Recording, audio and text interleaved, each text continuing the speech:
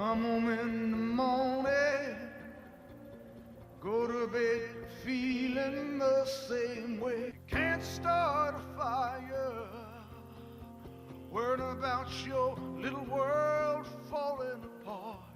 There's guns for hire, even if we're just dancing in the dark. If I couldn't be a musician tomorrow and I had to find something else to do, I have no idea what I'd do.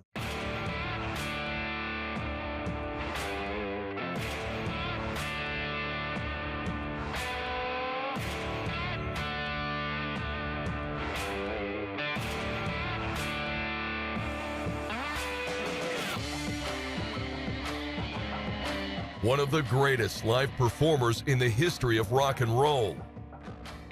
The Boss, Mr. Americana, champion of the everyman, Bruce Springsteen.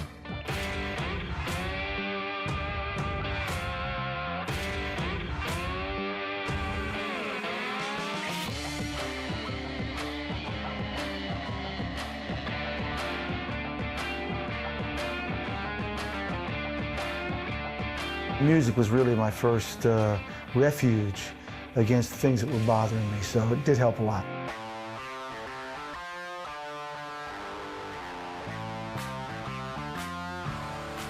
You're young and you don't understand the different things you're feeling. You certainly don't understand if there's any chemical imbalance in your makeup. So all I knew was when I played, it deeply centered me and chased away my blues. I think that's how it all started.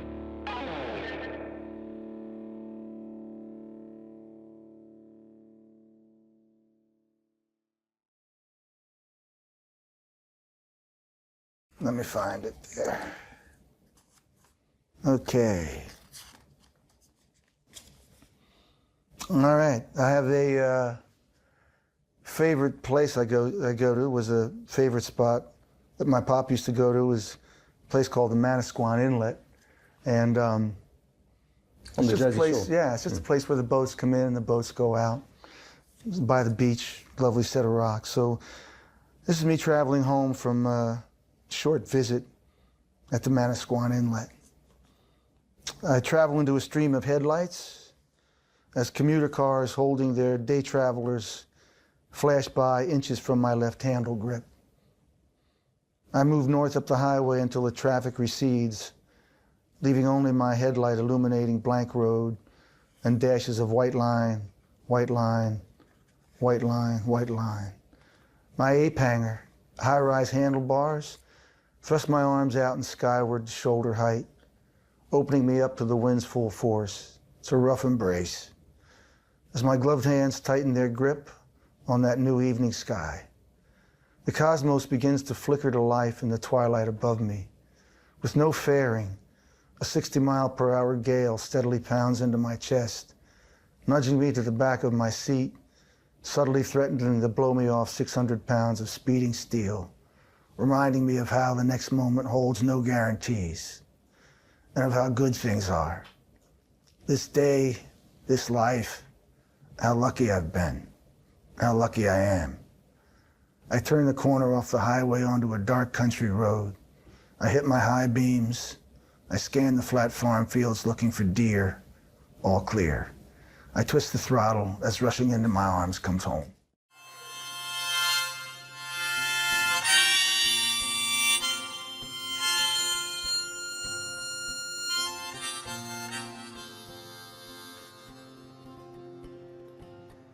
On a rattlesnake speedway in the Utah desert, I pick up my money, head back into town. You know, America's a place that still has an enormous amount of wonderful qualities about it, you know. I mean, I just love the country itself. I always have.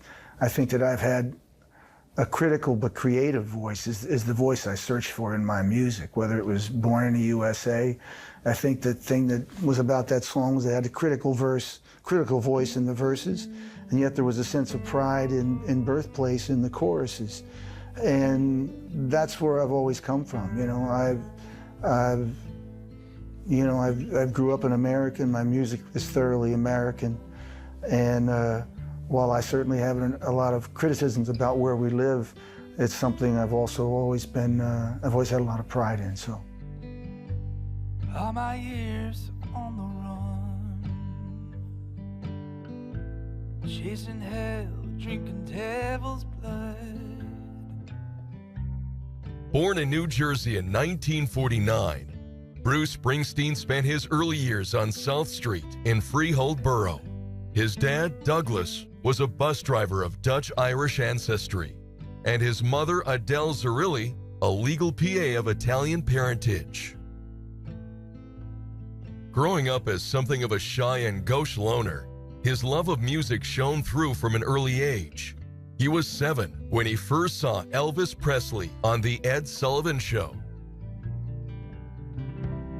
Oh, when I come home, glory, hallelujah.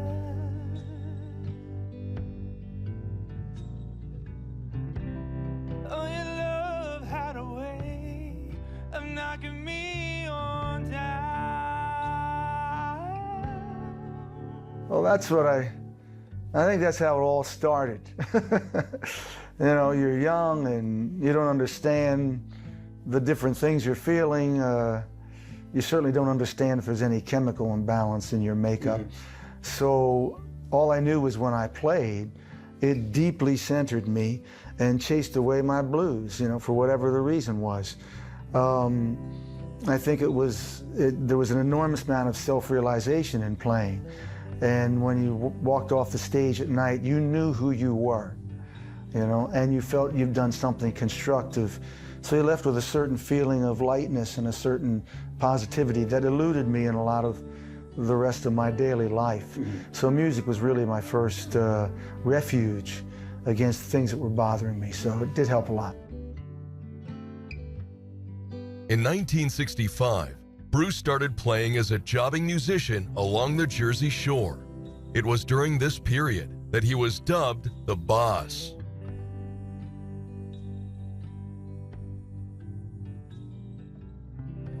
If your father, with whom you had a very troubled relationship, was alive today, do you think he would be tempted to vote for Donald Trump? That's a good question. If he voted at all, you know, I'm not sure. I don't know. He'd have a hard time. He'd have a hard time. He was an angry man there, wasn't he? He was an angry, depressed man. He had, you know, I think if you just look towards my music and you hear the way I created a bit of an archetype in my songs about him, and it was a little bit of a one-dimensional portraiture. He had a lot of different qualities beyond the fact that he struggled, you know, with his life and working, you know. So he was a much more complicated character than that. What about your mother? Would she be in love with Hillary Clinton as a candidate? That's a good question. I'm not sure. You know, my mother, who when I was very young, I know was very democratic. She was the first one to say, you know, who are we, Mom? We're Democrats. Why? They're for the working people. That was the only political discussion we had in my house when I was a kid. But she was also, she tended to get a little more conservative as she got older, but she wouldn't be a Trump voter.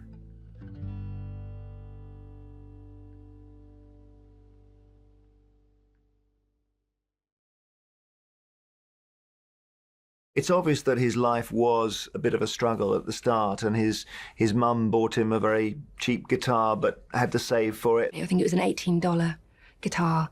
A few years later, she took out a loan for another guitar, a much better guitar, for $60. So years later, he paid her tribute in the song The Wish, which starts off with him and his mum looking in the music shop window, and then him getting the Japanese guitar beneath the Christmas tree, and talks about dancing around the living room with his mum. So it was a lovely tribute to his mum. It became readily apparent that he had a really prodigious gift and talent and skill, and was playing in talent shows and forming bands locally in New Jersey. He was a bit of a loner. He didn't bother going to his own high school graduation. And of course, this new music is happening all around him. You know, rock music. It's given him clues about how he can piece together his identity, if you like. As far as when I became really conscious of seeking out music as a way to search for identity, that was early rock records, you know, probably the early Elvis records, early surf records, some of the doo-wop records from the late 50s and 60s. That was when you were, those are the years when you're in your late teens or actually early teens, where, you know, you're trying to figure out who you are. And I think kids turn to popular culture for initially a starting place. I like the way that guy dresses, or I like the feeling this music evokes, or that's cool. So those are the earliest records that I think that I experienced as a search for identity, which I really kind of carried through all of my music to this day, you know. He ended up becoming lead singer of a band called the Castiles, and it's interesting because there's like this whole psychedelic revolution kind of going on in 1965, 1966, and Bruce Springsteen's kind of untouched from that.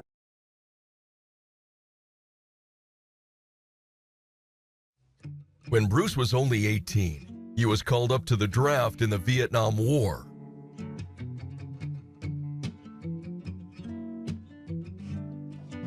A committed pacifist, it was a cause he did not believe in. But he failed his physical anyway, following a motorcycle accident a few months earlier.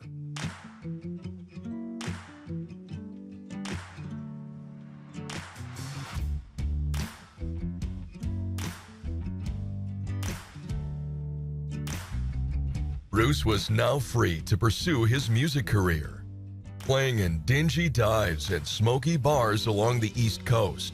He was determined to make it big, and it wasn't long before he became the greatest exponent of what was soon to become the famous Jersey Shore sound.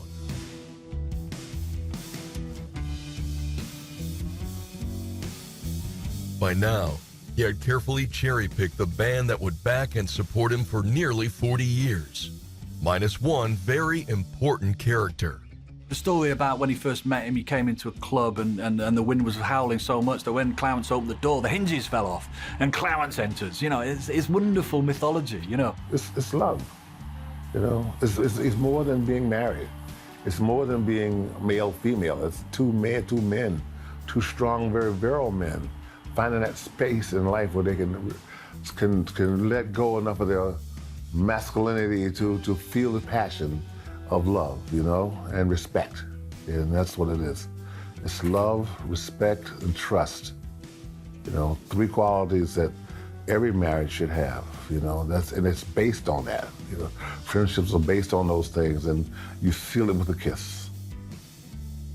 I think that Bruce trying to articulate the sounds in his head requires trusted musicians who know his shorthand, know his lingo, and I think that's what the E Street Band really do for him. One of the things I always say I'm the proudest of is that friendship survived, and those are the things that were really important, and right now it's just nothing but a ride, you know. It's great. Finding Clarence was like gold dust for Bruce. The chemistry between the two men became legendary, and their friendship was to spill over onto the stage, much to the delight of their fans. The E Street Band family was now complete. In his early career in particular, a lot of people thought that he wrote like Dylan, and he also wrote like Van Morrison and sounded like Van Morrison.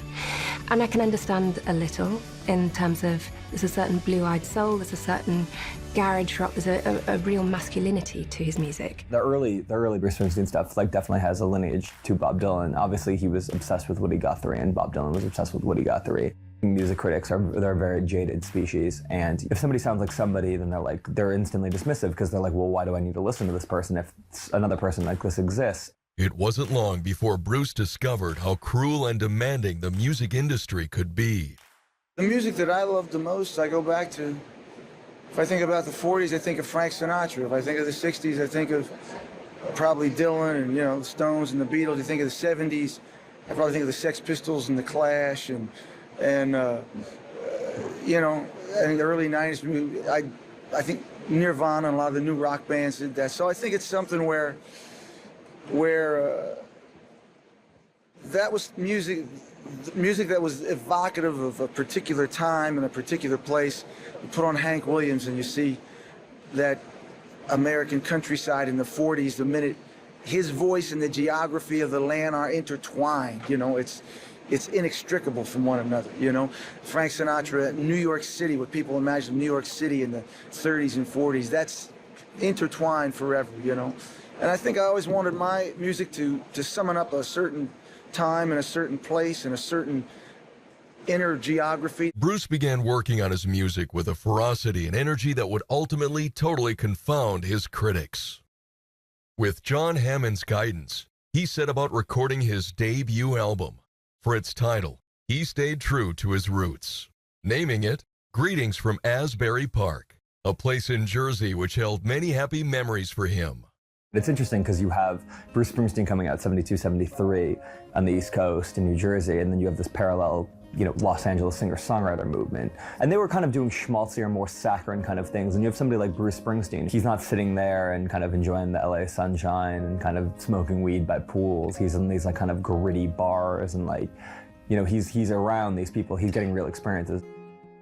If you think about it, just the title, Greetings from Asbury Park, like he is rooted in such a sense of place that's undeniable, and I think he understood that early on. It has this audacity to say, I'm here and I'm from New Jersey. It's not New York hipster, it's not LA folky, it's not this kind of Dylan traveling hobo thing, it's Jersey.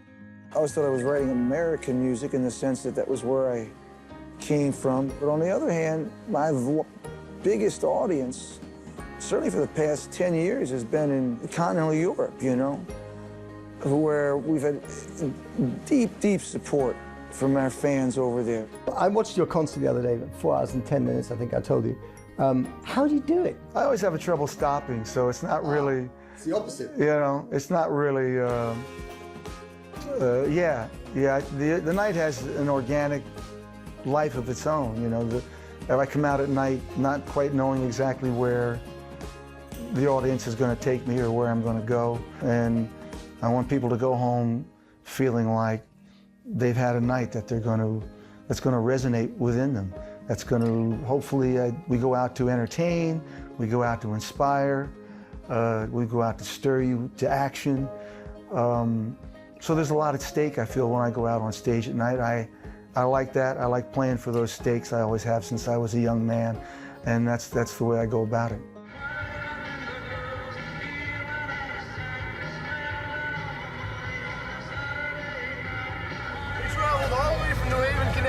We need tickets! He's opening his tour tonight. I've seen him since '78. I need tickets and I need them bad. Right here. Hold them up. I got it. Right. This is it. I'm I'll be honest with you, really, okay? I have to hand it to Bruce Springsteen. I don't think that it's just him in particular being an artist that has made this whole fascination totally, you know, just everybody go crazy. And he has, I think it's his personality that has done it. He has coupled his, oh boy, he's made everybody love him more than they love Jesus, okay? Basically. No, I'm serious. I mean, he has sold more records than anybody has ever sold, as far as I can see, you know, and sold out more concerts, and everybody wants him, and everybody wants to touch him, and, you know, but he has to be doing something right, and that is, he's basically a nice person. What do you expect to see that you can't see from anybody else? Real sweat. The one guy, real sweat. The one guy who puts it all on the line. More work. More work. I'd crawl 3,000 miles on crushed glass to see Bruce perform. Bonsoir, Paris! Come on up, lay your heads in mine. Come on up for the rising. Come on up for the rising tonight. Left the house too small. Bells are ringing, fell yet. I went across on the calling. On wheels of fire, I come rolling down here. Come on up for the rising. Come on up, lay your hands in mine. Come on up for the rising. Come on up for the rising tonight.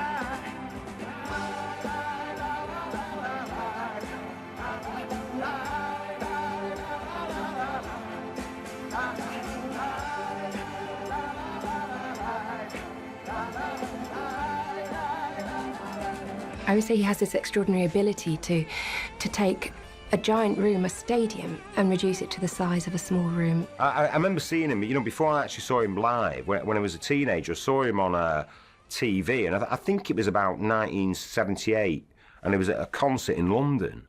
And I just thought, wow. And you could see the happiness on his face. You know, that's where he belonged. However many shows he wants to play on the East Coast especially, you know, if he wants to book 10 shows in 10 football stadiums across the Eastern Seaboard, he's going to sell out 10 shows. I love coming across him live. You know, I'll go out of my way to see him live. You know, I'll beg, borrow and steal a ticket to see him live. Because that, to me, is the essence of who he really is. And he knows exactly how to structure what could, you know, a 2-hour set. It never flags. And he will always play a song you're desperate to hear. And his energy is just unfailing. It's remarkable. He makes an effort to come to every single part of the stage, responds to the crowd, so that barrier that now exists these days in modern stadium concerts between the front of the crowd and the stage evaporates. I had a friend who was really into him, and he went to play at a football stadium called St James's Park in Newcastle. And the friend said, look, this guy's on stage for so long, we may have to break away and have a meal during the concert. So I bought this idea that Springsteen plays for 4 hours. We go for an hour, we go and have a meal in a restaurant, we come back for the last hour. Of course, it wasn't quite like that. We went into this massive crowd, tens of thousands of people. We got near the front, as you do, you push through when you're in your teens, and we were just locked in position for the full set, which must have been 2.5, 3 hours, and I can remember almost every song, and it was incredible. He is an incredible performer because his songs are built for stadiums.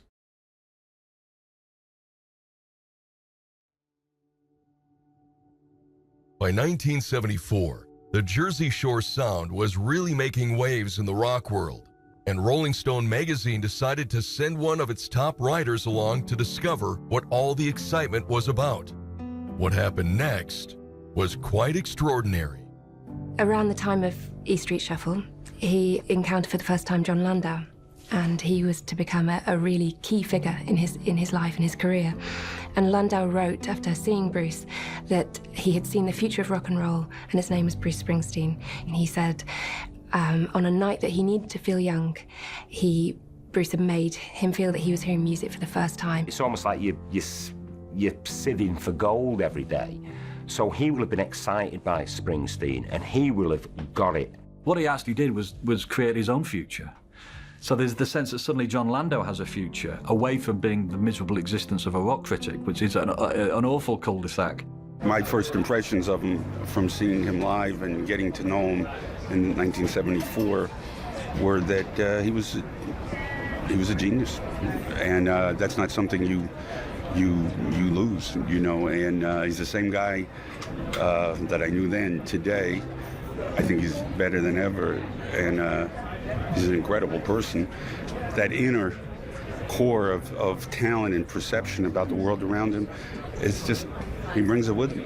It's just, wherever it came from, he brings it with him. So Landau's partnership with Bruce led to the exciting creation of a sound that would stamp Springsteen's musical genius all over the world with Born to Run.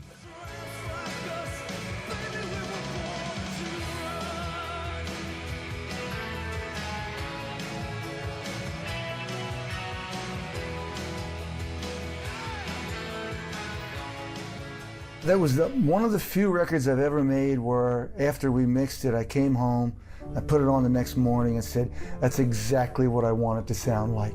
He, at this point, really started to show his perfectionism. He spent 14 months recording this and 6 months alone on the single Born to Run.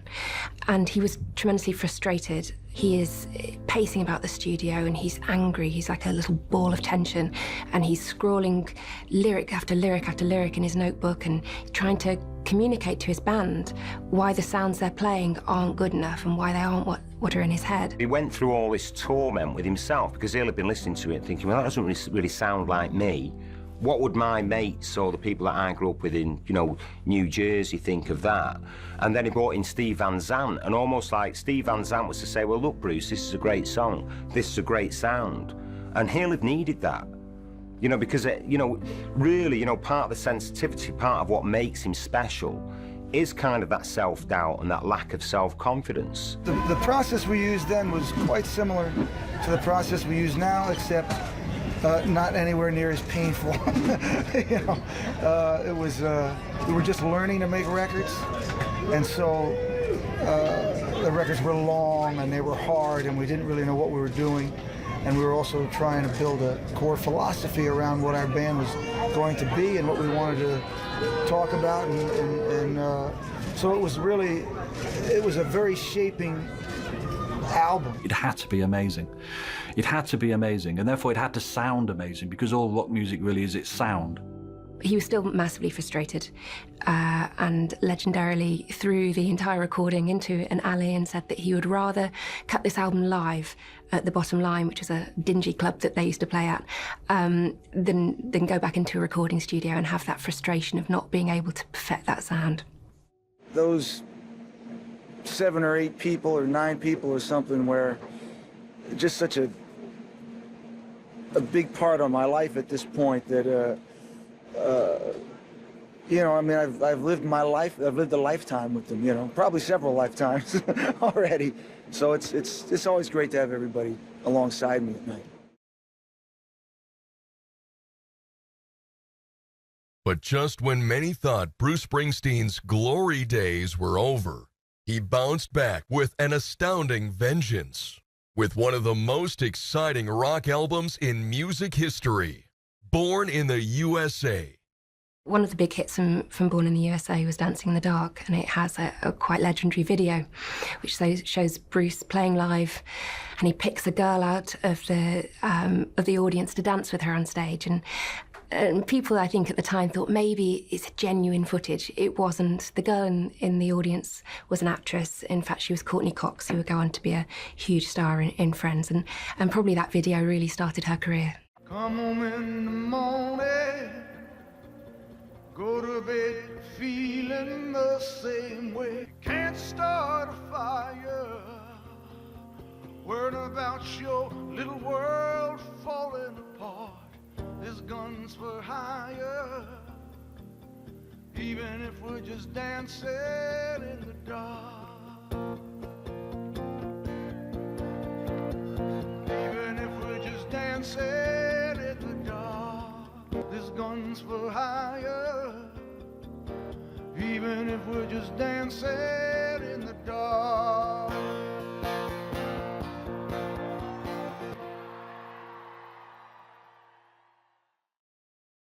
"1985 was to prove an astonishing year for Bruce. Not only did he assert himself as one of the biggest rock stars of all time, but he also met his future wife, actress Julianne Phillips, and married her soon after. It was a very short-lived marriage and quite an unhappy one, by all accounts. It would go on to create the album Tunnel of Love, which was radically different to a lot of the bombastic songs that he'd been recording before. He seems very vulnerable, a little broken, and it's really one of the classic breakup albums of all time.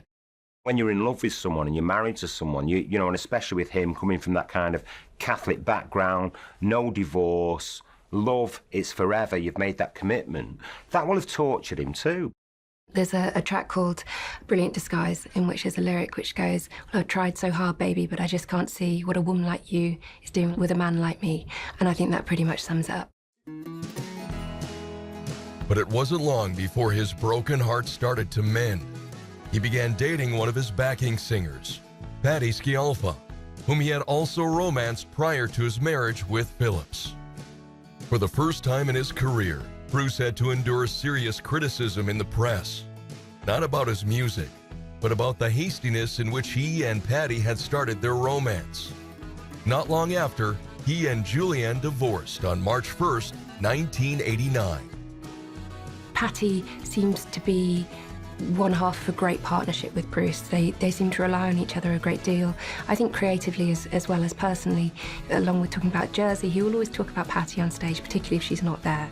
You know, some people say opposites attract, and for me, I couldn't function like that. I like to feel very close to somebody and know feel like I know their whole internal landscape, and that they would know mine in return.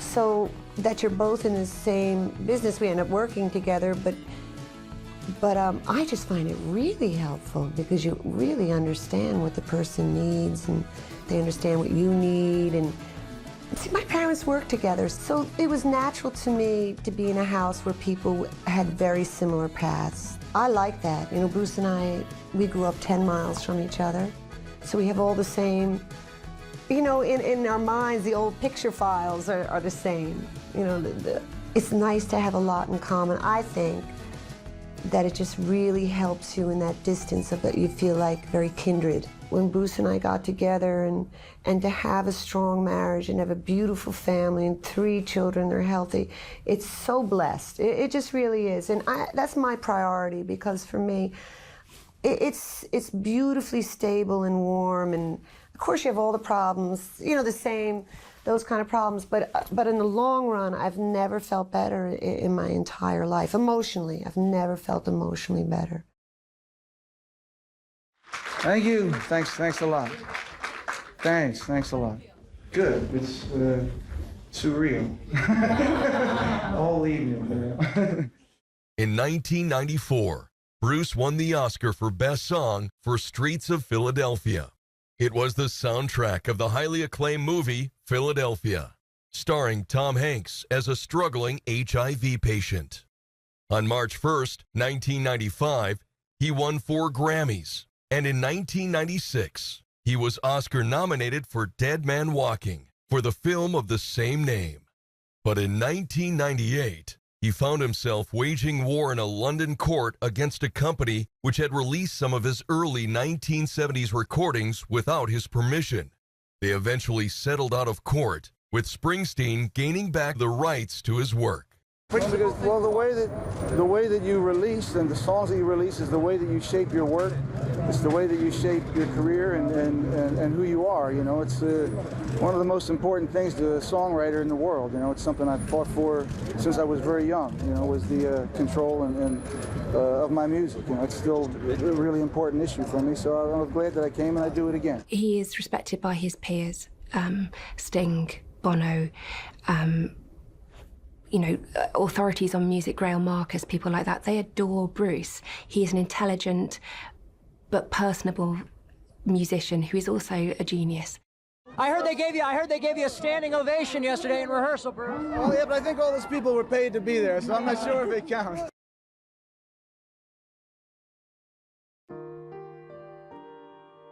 And I was working for one of the TV news programs here, and I had to fly to the States. And then, having reported from New York, I then went to New Jersey, and I met there a woman whose firefighter husband had been in one of the Twin Towers and who hadn't come back. It was an incredibly powerful interview because she said to me, I'll never forget it, that he left a note for her that day just to say, and this is just a normal day, my love, I love you so much. You changed my whole life. I live for you and I can't wait to come home and, you know, stay safe. And it was him that died. And I remember being so affected by just how much had been ripped away that day. And then just as we were chatting after the interview, she said, oh, I got a call from Bruce Springsteen. And I said, oh, well, that's amazing because, of course, he's from around here. You know, I always wonder whether he's still connected with New Jersey and still cares about it. And she said, yeah, hugely. She said he'd been ringing up the widows of firefighters, and you know, she loved his music, and he was local, and he was a real child of New Jersey. But more than that, he'd rung up the widows of the firefighters to speak to them at length about what they were going through, and you know, to try and give them some comfort. And I found that incredibly powerful. I mean, it actually sort of reinforced to me the fact that what I feel I hear in Springsteen's music is something very, very authentic about blue-collar New Jersey, and that he's still very much locked into that world.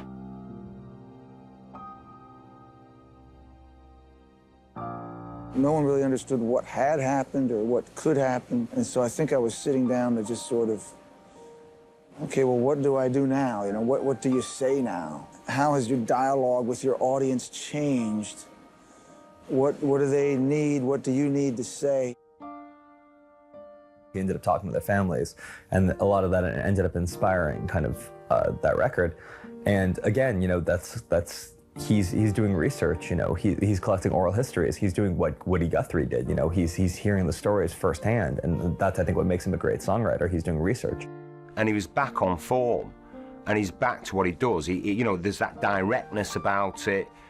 You know, he doesn't shirk the issues, because again, there's a part of Springsteen that goes back to New Jersey and where he came from, and that Catholic thing. He wants to put something back. And I don't mean financially, I mean emotionally. You know, because otherwise, what's it all about? It's not just about being a pop star.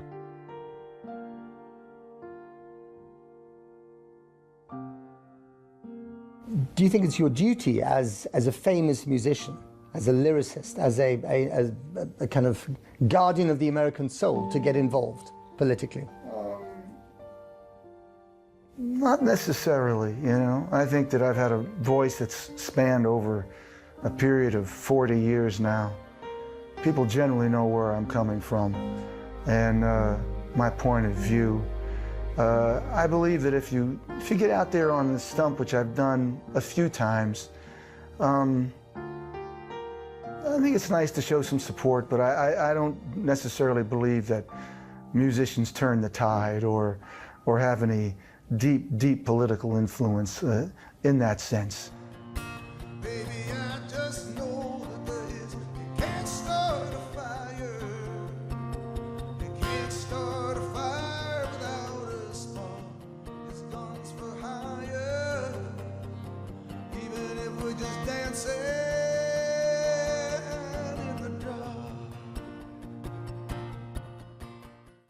He's very careful, I think, not to get too involved in party politics.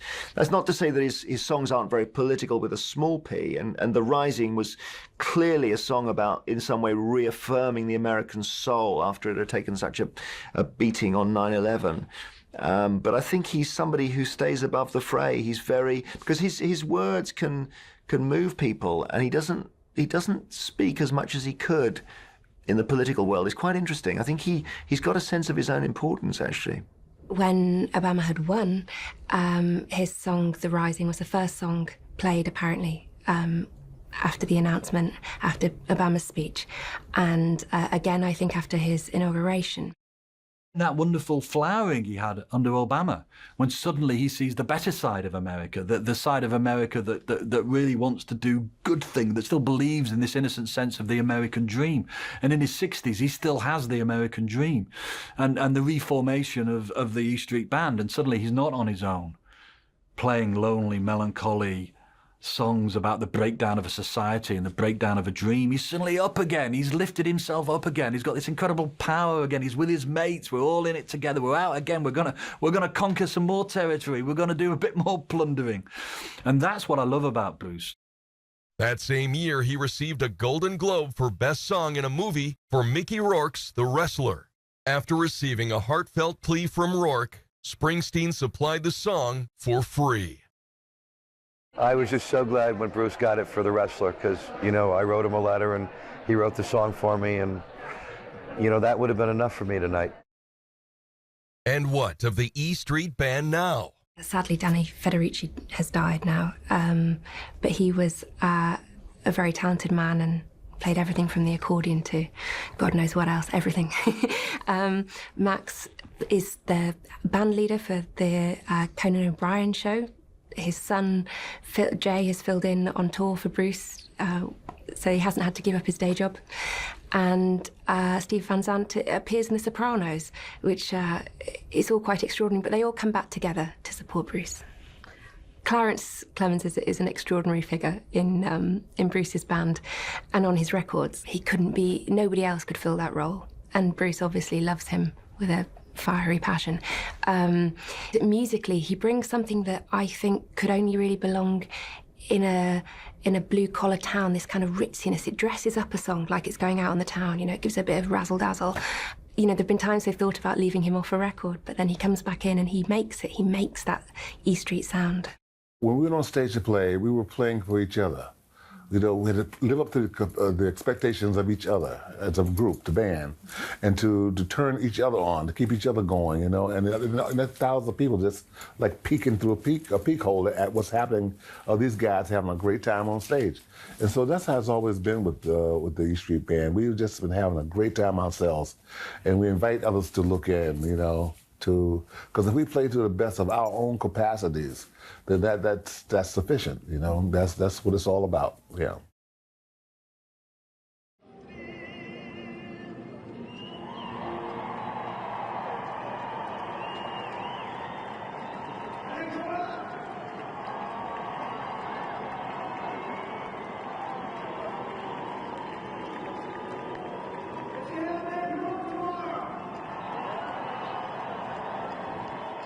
I think what's happened is it's very visible right now because the past 40 years, as the deindustrialization and globalization has affected a lot of work lives, the issues that matter to a lot of hard-working folks haven't been addressed. You know, it's like this: if I couldn't be a musician tomorrow and I had to find something else to do, I have no idea what I'd do. I'd be at a loss. So your steel mill closes down, your factory moves south or moves overseas. That's your life walking away from you, you know. So it's really a moment where their concerns have come to the front. Of course, it usually only happens when someone wants your vote. Sure. But it has happened, and so they're, you know, I think they're demanding a response of some sort, and neither party has really addressed their concerns. I mean, the landscapes that you write about in your lyrics, and I've traveled to a lot of these places in America myself, I think they're heartbreaking. I mean, these are heartbreaking landscapes of kind of urban desolation and despair and abandonment. And a lot of the people that I speak to on these trips, they love Donald Trump. They love him because they think that he is finally hearing them. Do you get that in your community? I mean, the people that you used to know in New Jersey as well. Can you understand where that's coming from? I mean, I know some Trump voters, you know, but I think that he's really preyed upon that part of the country, because he gives these very glib and superficial answers to very, very entrenched and very difficult problems. But they're answers that sound pretty good if you've struggled for the past 20 or 30 years. So you can understand his appeal. Yeah, I can understand that somebody with simple answers to very complicated questions who sound like they're listening to you for the first time. Do you think the people who like him are racists? No, I don't believe that. You can't generalize like that. You know, I think there's all kinds of people that are interested in him for a variety of different reasons. But in a way, that part of America has been looking for someone to come and talk to them for a very long time. You did it with your music, and you write about that very eloquently in your book. Yeah. But politically, they've been left behind, haven't they? I believe so, yes. Are the Democrats the answer this time? Is Hillary Clinton the answer? I don't know. You know, I don't really know. I think Bernie Sanders had some appeal, you know. But I'm not sure if there's anybody out there who really is going to dig into those problems.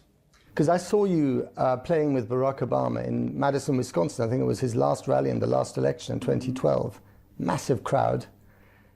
You going to play for Hillary Clinton this time around? I don't have any plans at the moment. You know, it's only 3 weeks left in the election. And has she asked you? No, they've been in contact to use a piece of music or something, which is fine by me. I think she'll be a good president. You know. I don't hear undiluted enthusiasm. You know, but but you're not going to be playing for Trump. No.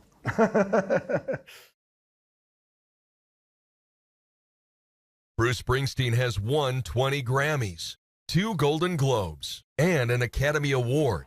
And he's sold over 120 million albums worldwide.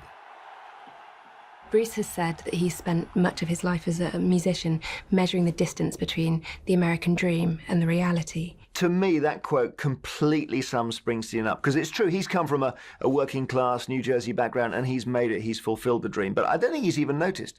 He's actually really looking at all the people who haven't made it, who haven't got what they dreamt of, and he's feeling like he had no right to dream of it himself in the first place.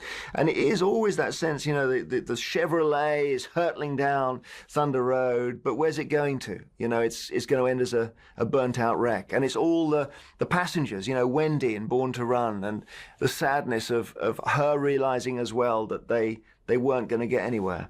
And I think it's so powerful. It is such an American thing as well. It's because I think the Americans dream bigger. To me, Springsteen's just one of those people I will always be interested.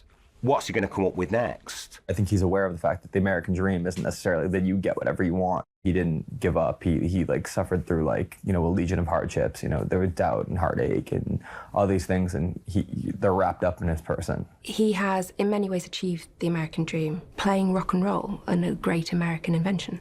However, he misses, I should imagine, certainly his songs would suggest, the life of the ordinary man with the porch and the girl dancing and the radio playing.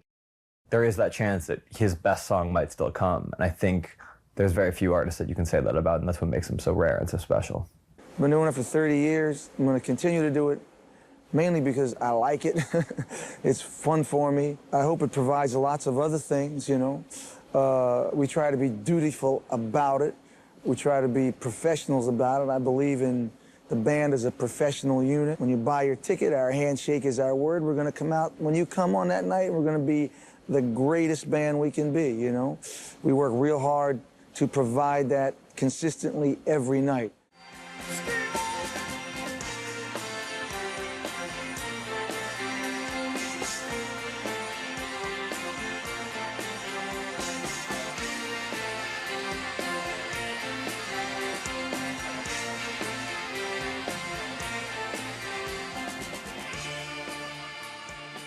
Looking ahead, you know, you've done so much. What else are you going to do? What are the things you haven't done yet? What's on your bucket list?